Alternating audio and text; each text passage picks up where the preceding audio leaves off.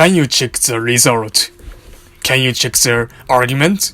A good answer to these questions strengthens our trust in the solution and contributes to the solidity of our knowledge.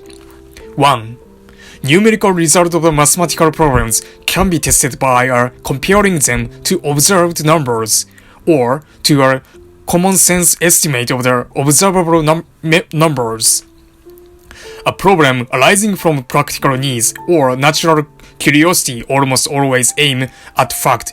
It could be expected that such a comparison with observable facts are seldom omitted.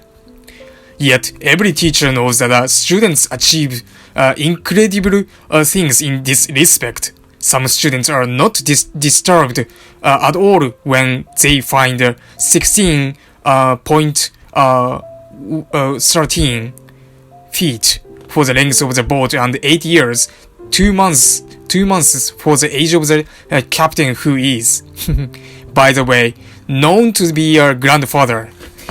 Such neglect of the obvious does not show the necessary stupidity, but rather indifference towards artificial problems.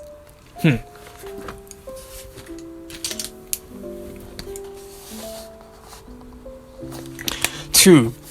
Problem in letters are susceptible of the more and more interesting tests than the problem in the numbers. For another example, let us consider the frustum of the pyramid with a square base.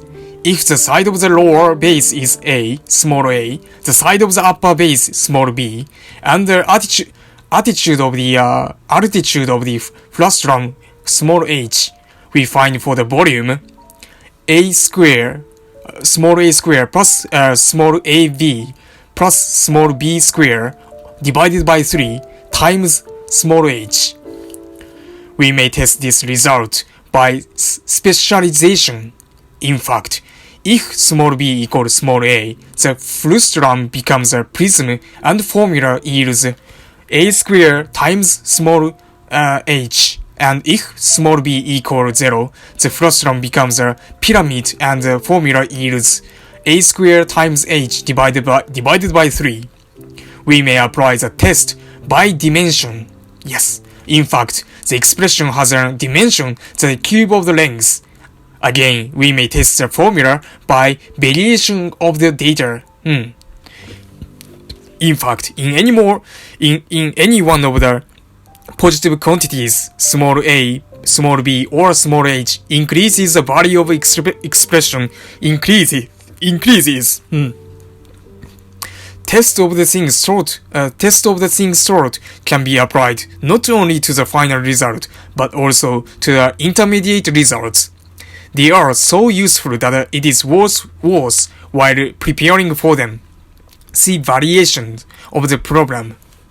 In order to be able to use such a test, we may find advantage in the generalization, a problem in the numbers, and changing it into a problem in letters. See generalization. 3. Can you check the argument? Checking the argument step by step, we should avoid mere repetition. First, mere repetition is apt to become boring and uninstructive, a strain on attention. Second, where we stumbled once, there we are likely to stumble again if the circumstances are the same as before. Yes. If we feel that it is necessary to go again through the whole argument step by step, we should at least change the order of the steps or their grouping to introduce some variations. Wow. Grouping. 4. It requires less exertion. It requires less exertion and is more interesting to pick out the weakest point of their argument and examine it first. A question very useful in the picking out of the point of the arguments that are worse while examining is: did you use all the data? 5. It is clear that our non-mathematical knowledge cannot be based entirely on formal proofs. It is clear that our non-mathematical knowledge cannot be based entirely on formal proofs. The more solid part of our everyday knowledge is continuously tested and strengthened by our everyday experience. Tests by observation are more systematically conducted in the natural sciences. Such tests take the form of careful experiments and measurements and are combined with mathematical reasoning in the physical sciences. Can your knowledge in the mathematics be based on the formal proof alone? This is a philosophical question which we cannot debate here.